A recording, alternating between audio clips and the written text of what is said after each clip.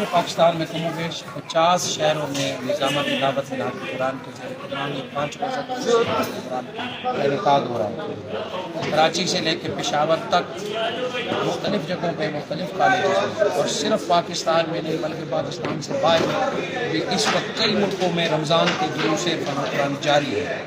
اور پاکستان کے جس چینل کو بھی آن کریں گے صبح یا شام، آپ کو منہاج القرآن کا اسکالر اور حضور شیخ الاسلام کا شاگرد نظر آئے گا جو قرآن پر بات کر رہا ہوگا۔ یہ فیض ہے رجوع الی القرآن کا، جو منہاج القرآن کے مقاصد ہیں اس میں حضور شیخ الاسلام نے پہلے دن سے فرمایا تھا رجوع الی القرآن۔